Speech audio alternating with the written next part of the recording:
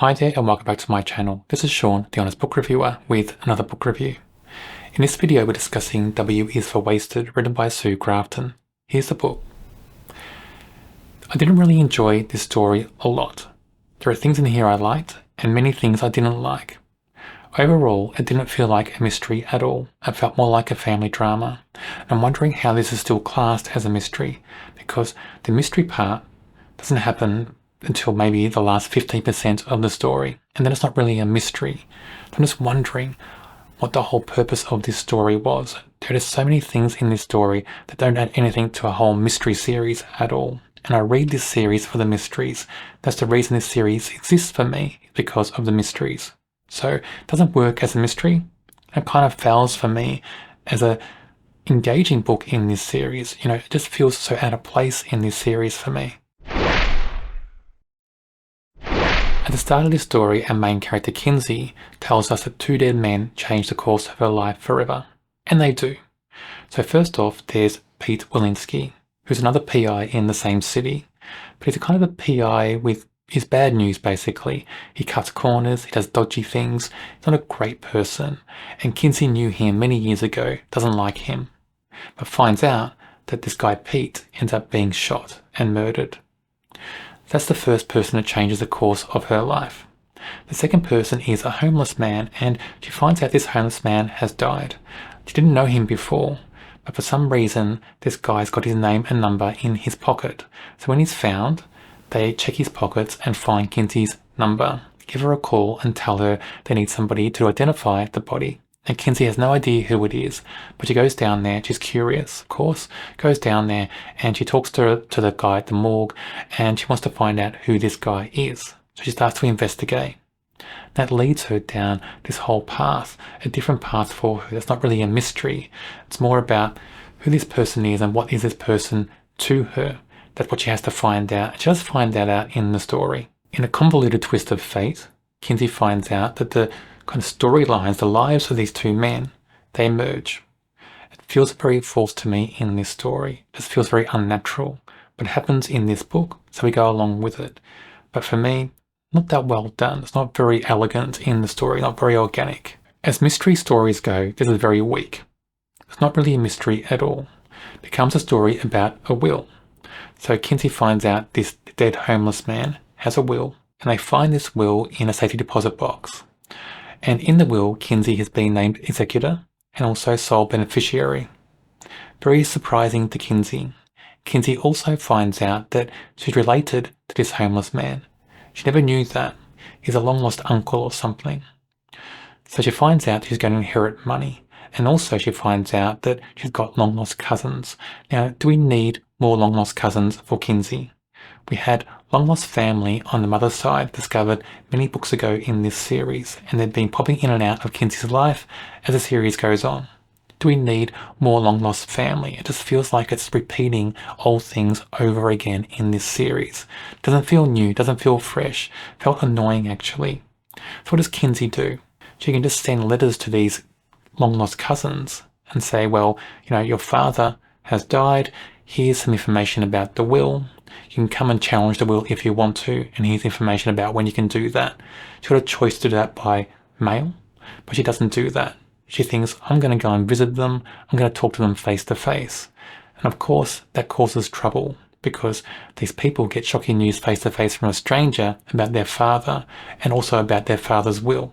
So it just feels very forced to me as a narrative. It feels very unusual in this story, in this whole series, to do that. It just feels very out of place for me.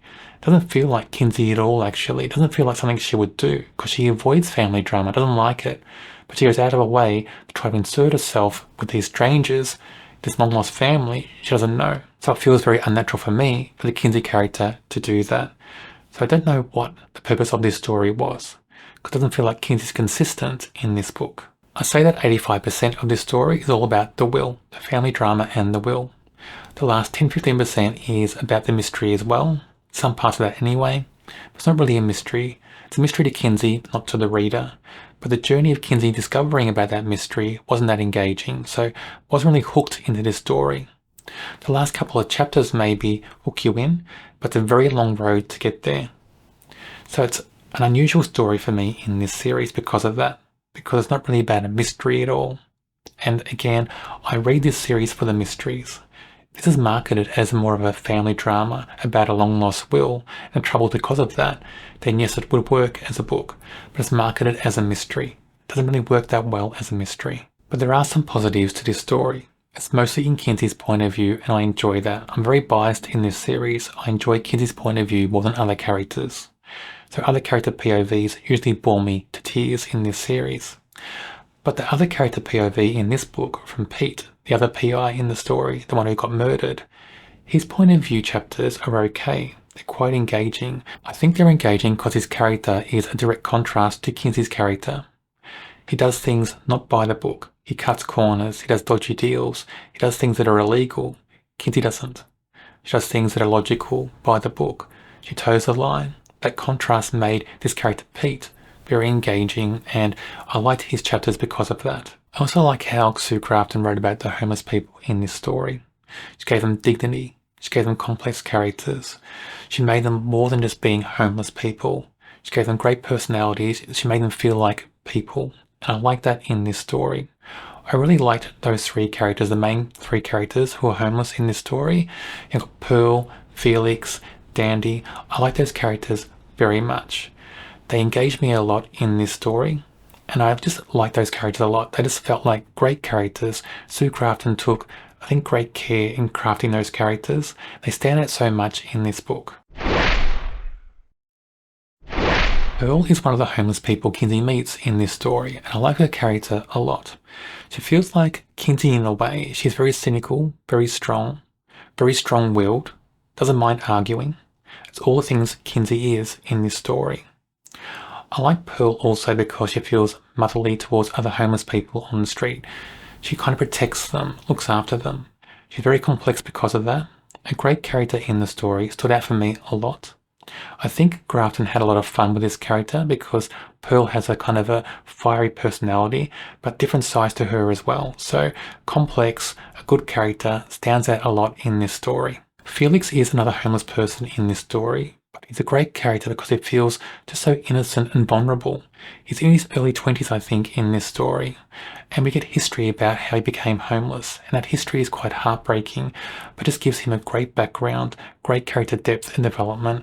Felix stands out for many reasons in this story. He's a great character for me. I enjoyed him a lot.